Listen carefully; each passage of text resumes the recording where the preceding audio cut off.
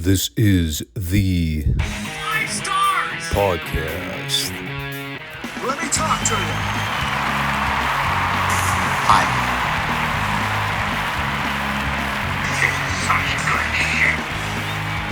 So, what do you guys want to talk about?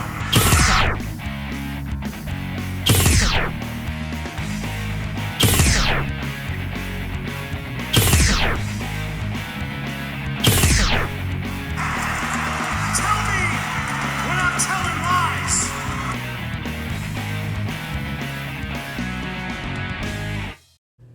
Thanks, guys. Back to you. Merry belated Christmas.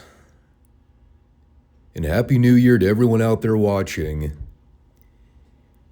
It is the day after Christmas as I'm currently sitting down to record this, which means I'm also officially 1 year older.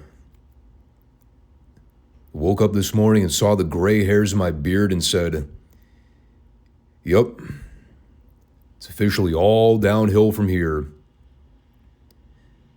Next thing you know, I'm going to be waking up with a receding hairline. I was at least born with good genetics when it came to hair. I still have all mine on my head.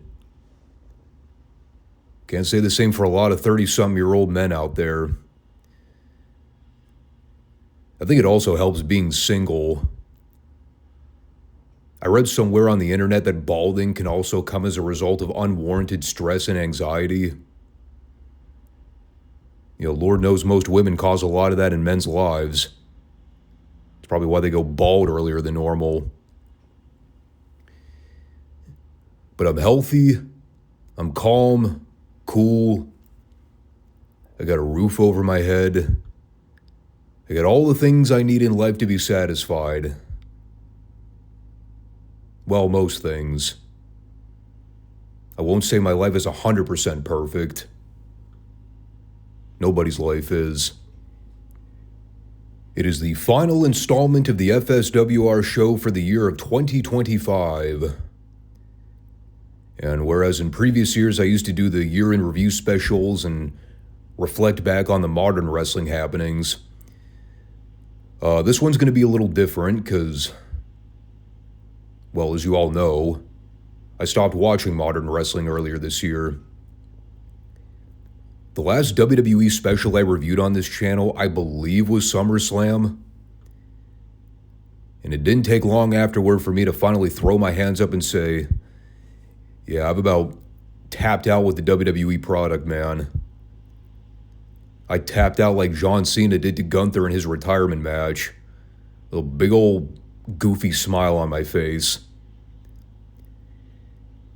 But seriously, man, I mean, it just got to a point with the PLEs where I was not really finding anything I can enjoy. Couldn't focus. I was finding myself leaving the room or skipping out on more than 50% of the cards.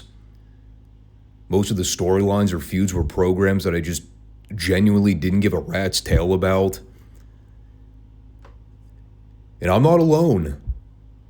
A lot of people have just tuned or checked out from the WWE product this year altogether.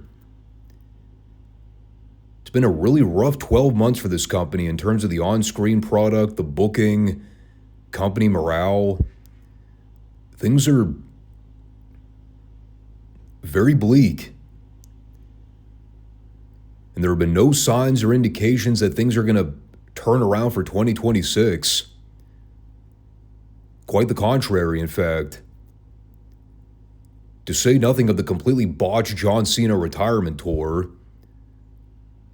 I knew that whole thing was immediately tarnished the minute they tried to turn him heel in February. I didn't need to watch it play out to tell you it wasn't going to work. I told everyone it wasn't going to work when I reviewed that Chamber PLE. Don't believe me? Go watch it. I even did a follow-up video on it. I said, 12 to 13 years too late, big dog. They missed their window of opportunity when Cena lost to The Rock at WrestleMania. The first match they had, not the second one. So it really shouldn't come as a shock to anybody that the whole Cena retirement tour went out with a whimper. And really, outside all that, what else happened this year that was really worth going back and reliving or recounting? The Jey Uso singles push? That whole experiment can go piss up a rope sideways. The Goldberg retirement match with Gunther that nobody gave a crap about the week after it happened? I mean, at least last year you had the stuff going on with Punk and McIntyre that helped to filter out a lot of the meaningless crap in between. Now, the WWE had something with the Punk Rollins stuff in the lead up to WrestleMania this year. But then they had to throw Roman in there as a third wheel to muddy it up, and I just kind of lost interest afterwards. Pretty much everything that happened post-Mania is a giant blur to me at this point. I'd have to sift through the old reviews just to remember half the stuff I even talked about. That's how unmemorable so much of it was. And like I said before, there's nothing that's gaining my interest back. Nothing that's making me say, I have to start reviewing WWE again. I just have no desire, no interest. Product sucks. Just calling it bluntly like I always have on this channel. You can talk about all the money they're making and how financially successful they've been in terms of gate numbers and ticket revenue, merch sales, all this other miscellaneous drivel. But look at the product they're presenting, man. Shit's bad. And, especially with Cena no longer being in the picture, what great or big money feud are they building toward for next year? I think a lot of people are saying it's going to be Braun Breaker versus Seth Rollins. And while I've been a huge advocate of Braun since the minute I first saw him debut in NXT several years ago, is that really the money match for WrestleMania 42? I just don't get the impression that there's anything that's going to turn in a positive direction for the WWE in 2026. And it's how you get situations like with what happened with Sports Illustrated voting AEW as Promotion of the Year in 2025. Which, I mean, let's be honest, that's like being the nicest guy in prison. AEW winning Promotion of the Year is literally the only default after WWE. I know that'll piss off all the indie marks out there, but people, let's just cut through all the BS and be rational-minded thinkers here. There are two and only two wrestling promotions in the world that have any skin in the game whatsoever. The only two major wrestling promotions that are worth a shit and have any standing: AEW and WWE. TNA, AAA, New Japan, All Japan, Some Japan, Stardom. You can take all those promotions collectively, clump them up in a giant ball, and toss them into a garbage disposal. They don't matter. Outside your little indie wrestling bubble, the vast majority of wrestling fans don't give a flying fuck or even know about any of those other wrestling companies, not named AEW or WWE. And even I'd argue less people know what AEW is. Christ, and they've been on primetime TV for 6 years now. So what does that really say about them? And I know most people are thinking, okay, what is the point of this monologue? Well, to be frank, nothing. Aside from me just pointing out what everybody already knows. Modern wrestling sucks. Everything about it sucks. The people who report on it outside a hand-select group of names suck. All these journalists and self-proclaimed news reporters that are more focused on brand and name reputation than actually trying to be objective about all the horse crap they're being presented. You can like or have certain tastes in wrestling that you find appealing. I'm not here to debate what's good or what's bad. But when you look at the overall bottom line, there is a rapid decline in overall intrigue with any modern wrestling. Viewership is on a steady decline. The WWE doesn't have nearly the same level of fan positivity that they had 2 or 3 years ago. They've all but admitted that the only thing that drives their product now are advertisers. And meanwhile, Tony Khan has lost the plot so badly that he's catering increasingly more and more to his niche diehard fan base of 500,000 basement-dwelling dipshits. The ones that think moves are what actually draw in wrestling. Yeah, he's just as clueless as Paul Levesque and the rest of the people in WWE. It's a giant mess. A giant oversaturated mess of a situation. And that's the other funny thing. God, you think about all the access that people have to wrestling out there, indie promotions included. It's all garbage, dude. I don't need to sit here and go on for a 30-minute tangent about everything wrong with the state of modern wrestling. The fact that I'm no longer covering anything is all the indication you need. I mean, you know it's bad when I just drop something cold turkey on this channel. I did it with MLW. I did it with the NWA. Did it with SmackDown. Did it with all of AEW in the last year. And I've now finally thrown in the towel with WWE. Until I'm given any indication that there's going to be something worth my time and energy investing in, like a Punk McIntyre feud, like a Bloodline feud, I'm just washing my hands of the whole thing. And I'll continue to stick with the classics. Like Retro Raw, for example, which is what we're going to talk about right now.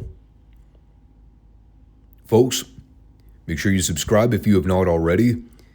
The 5 Starr Wrestling Report is here on YouTube and Rumble on Mondays and Fridays for new shows and new material. It'll actually only be Monday until the start of the new year. And then we'll eventually filter back in the WCW and Mid-South reviews.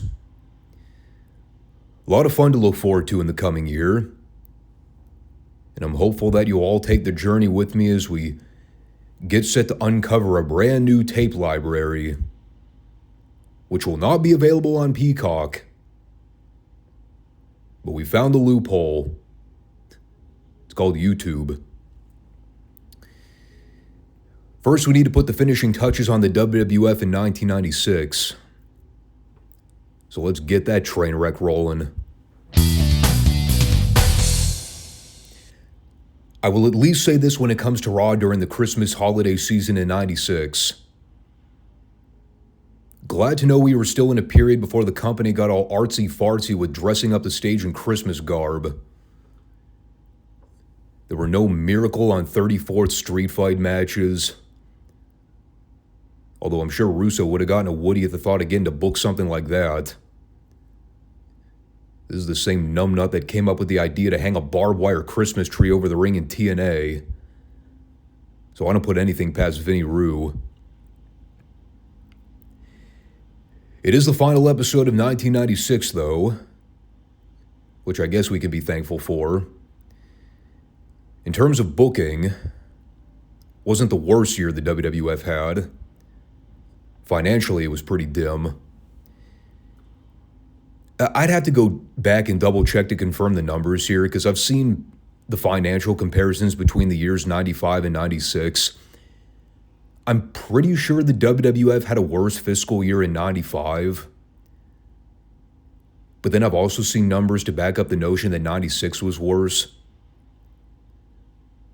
Bottom line, they both sucked. I still maintain 95 was way fucking more egregious than anything we saw during this year. But it's apples to apples comparisons in my book. They're both not very good years for the product. But we're moving onward and forward here as we get ready to approach 1997. And, I normally don't even bother to take the time to name the locations these Raws are taped from. But this caught me off guard when I first heard Lawler mention it. And I need to provide some context first. The opening match is Farouk and Stone Cold versus Double J and Savio Vega. And right as they're doing a close-up of Farouk and Clarence Mason giving the black power sign with their fists, that is the point where Lawler informs us that they're in Albany, New York, at the Knickerbocker Arena. Right as they're holding the frame on Farouk. I'll let you fill in the rest of the puzzle. So Austin spared us the humility of having to listen to Double J sing his theme song by jumping him in the aisleway. It was also at that very point where it finally dawned on me that the tag match I'm about to watch is Farouk and Stone Cold versus Savio Vega and Jesse James. Talk about the most random fucking tag match in all of humanity. So here's what basically goes down in the first 5 minutes. They're out there doing some spots. The Albany crowd, by the way, was horrible throughout this show. I think the most amount of effort they took at getting excited for anything during the first part of this match was when they started a faint golf clap during the Roadie's hot tag. And so eventually there's a spot where Austin chop blocks Double J on the floor, which brings out Bret Hart, who had been watching the match on a monitor in Gorilla. And so he comes down to check up on the falling Double J. And they're spending a really long time shooting this angle where Jesse's down selling, and Bret's kind of looking up at Earl Hebner like, yeah, I won in. Let me fill in. And I'm sitting there going, hold on a sec.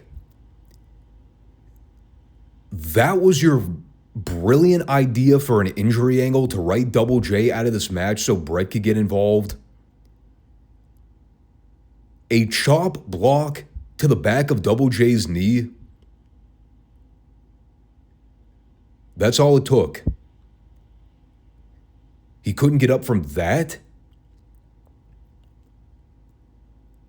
The fuck are Jesse's knees made out of? Toothpicks?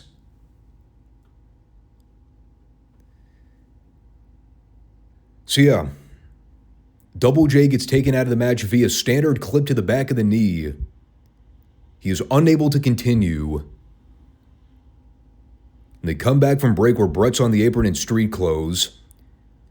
He gets several more minutes of heat on Savio. Finally, the crowd actually comes alive for the last minute when Bret gets in there and starts running wild. And that lasted all of about 45 seconds. He gets in there, does a couple exchanges with Stone Cold and Farouk, and then Crush hits the ring for the DQ as the heels start to gang up on Bret. Oh yeah, by the way, Crush is now a member of the Nation of Domination. In case that wasn't already poorly explained. And then eventually Ahmed ran out with a 2x4 and chased everyone off. He also cut a promo. And no, before you bother asking, I did not understand 80% of the dribble that spewed from his bumbling mouth. So yeah, the takeaway from all this, Bret Hart was the only person that anybody in the crowd gave a shit about. And he was the only one not wearing actual wrestling gear. You know what else the crowd didn't give a shit about on this episode? Flash Funk versus Hunter Hearst Helmsley. The only audible cry you heard throughout the match was one singular fan doing a very hazy, boring chant. It was faint. It was subtle. But boy, did it cut through the audio. So last week, we had a match between Hunter and Mark Mero where Goldust came through the crowd and sat up in the nosebleeds to watch. Guess what they did this week? Goldust and Marlena showed up and came through the crowd to watch in the nosebleeds. In fact, I'm pretty sure they were sitting in the exact same seats. The announcers tried to chalk this up as Goldust using mind game tactics to try to distract Hunter. They call it mind games. I call it lazy booking. I love that totally boneheaded logic, too, from Lawler and Vince alike. Literally, there is absolutely nothing that Goldust is doing outside sitting quietly and watching. He's not doing anything to draw attention to himself, despite how ridiculous that may sound considering his wacky getup. No, he and Marlena are just casually watching as Hunter's getting his fucking ass handed to him through 90% of this match. And eventually Lawler gets up and starts jaw-jacking with Goldust, claiming that he's intentionally trying to addle Hunter and cost him the match. And so, well, this then leads to a series of several happenings. First, Hunter continues to get his ass pounded into the ground.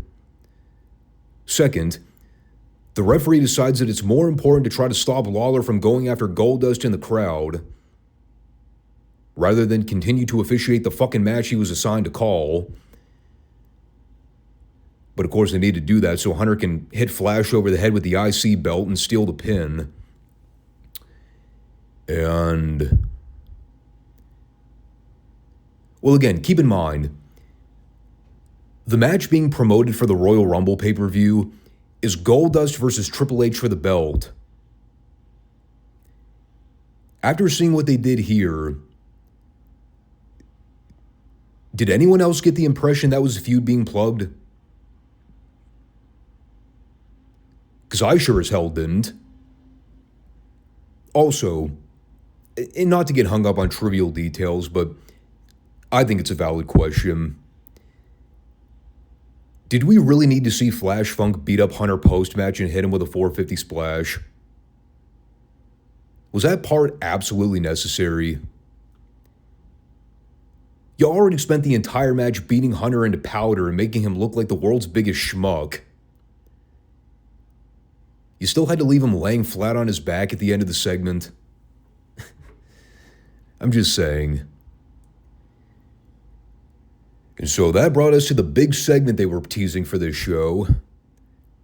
The confrontation / face-off between Bret Hart and Shawn Michaels. It has been a very hostile, heated couple of weeks between these two on TV.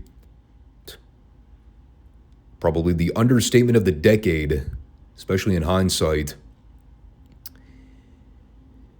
And they pulled back the curtain quite a bit during this exchange. We got some insider baseball on what Bret in particular thought about Shawn Michaels as a human being. And let me just say this before we get too in the weeds. Again, this goes back to what we just mentioned a minute ago with the Hunter Goldust thing. Remember, the WWF title match for the Rumble is supposed to be Sid versus Shawn. By the time this segment was over, it was crystal clear that they were looking well past the Rumble toward WrestleMania. They were already foreshadowing the two big money matches for that card, like 3 or 4 months prior. Well, what were supposed to be the money matches at least. But let's start with the Bret Shawn stuff. First off, this is great. They've got 3 different live mics they're using for this thing. And of course, Bret's the one who winds up doing 90% of the talking. So naturally, he's the one that winds up with a bum mic that starts to malfunction in the middle of his promo, which led to an awesome moment where JR casually passes off his mic to Bret so he can finish his tirade on Shawn. It was the best comedic timing. And I'm not going to go bullet point by bullet point on everything Bret talked about here. In no uncertain terms, he spent a few minutes ripping into everything he despised about Shawn, up to and including the way he carries himself in public. He talked about him being a disrespectful scumbag and a classless champion. He mentioned how poorly he treated Jose Lothario on and off camera. Fact. He mentioned the whole Playgirl magazine rib, which everyone was making fun of Shawn for in '96. None of what he said was untrue, by the way. All that talk about Shawn being a horrible world champion and a terrible poster boy for the WWF in '96,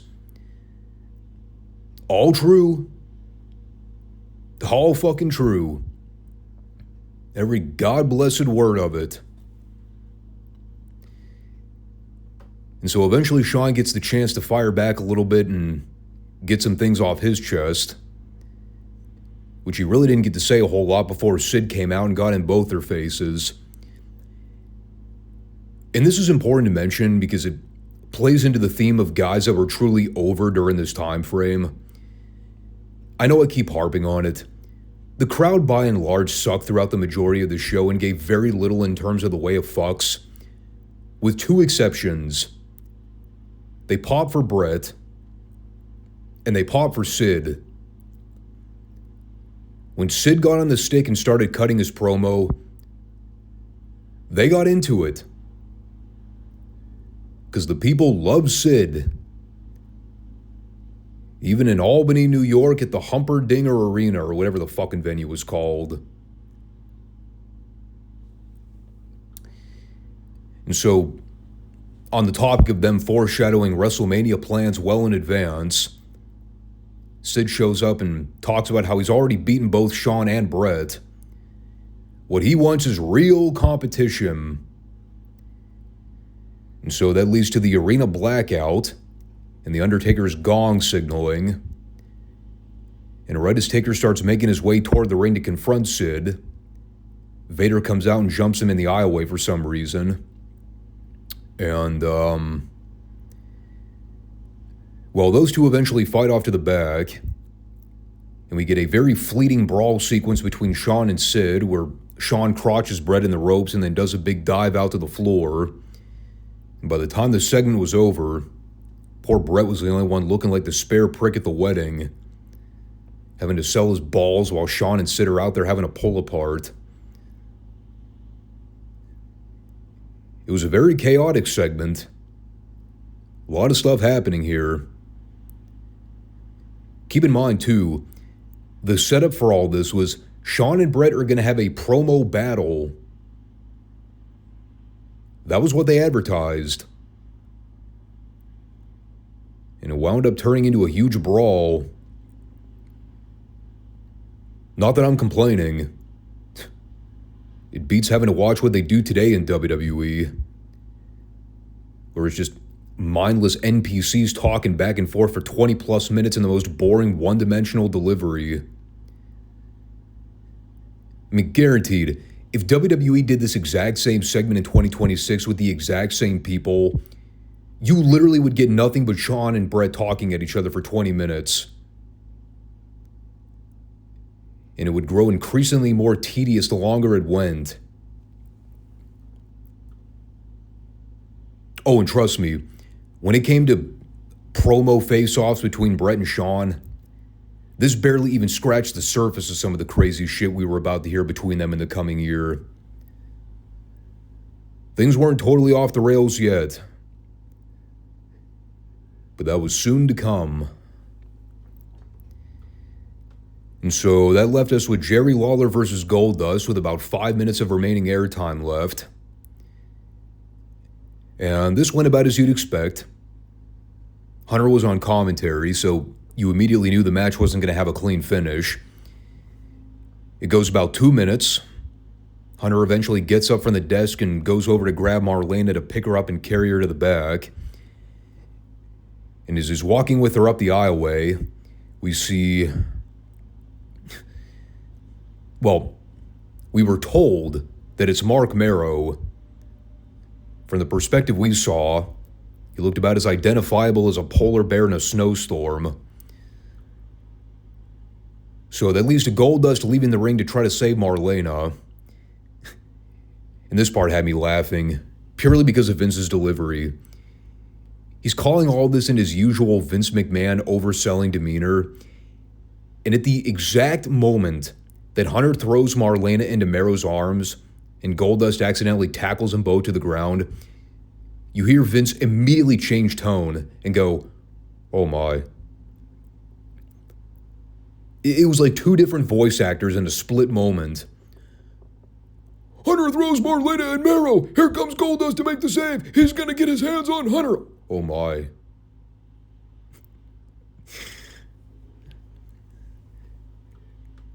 So,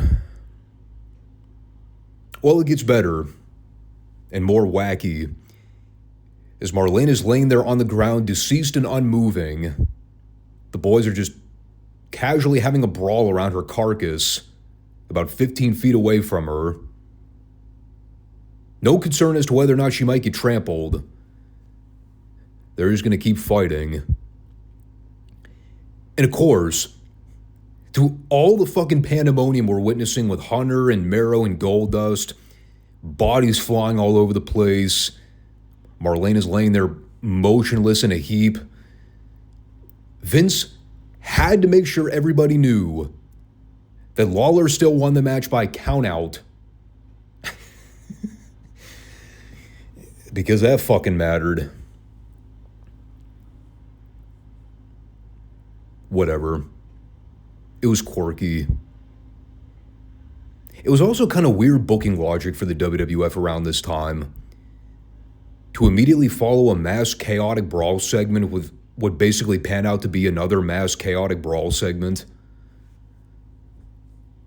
I mean, it worked. I think it was just more foreshadowing for that Crash TV stuff we were about to get in the next few years. I will at least credit them by saying the show massively turned around in the last 15 minutes. The first half of the program was merely boring and sleep-inducing. Second half at least picked up with the Bret Shawn face-off and all the brawl angles. I'm just counting my blessings while I still can, knowing that these shows are still only an hour long for the next few months. Because by the time we get to March, that's when they tack on the extra hour, which is also one of the main reasons I decided to ditch the world-class reviews. Because Lord knows these 2-hour Raws are going to be a trudge to get through at times. But there you have it, everybody. Another year of Retro Raw in the books. We began our journey here in the summer of '93, and we're still cooking as we turn to the next chapter in 1997, where things finally turned around. Although not immediately. We still have like 10 or 11 more months of shite before Montreal. But at least we have some big historical stuff on the horizon. 1997 was indeed a critical year for the WWF. So, we have it on our radar, and we will uncover as much of it as we possibly can. Hectic scheduling and all. Promise I'm going to try to make it work. And on that note, we'll go ahead and wrap it up there. Again, Merry Christmas, Happy New Year to everybody watching. We will be back on... what day is it? So the 26th. I think the plan is for me to kickstart the retro series for the Friday shows the week after next. At least that's what I had on my calendar here. I think we're going to do that because, yeah, it doesn't really make any sense to start the Mid-South and WCW reviews at the last week of the new year, or before the new year. So, everyone, appreciate those that come back to check out the 5 Starr Wrestling Report. And if you're traveling or doing anything in terms of visiting family, be safe out there. And talk to you all soon. Take care. Peace out.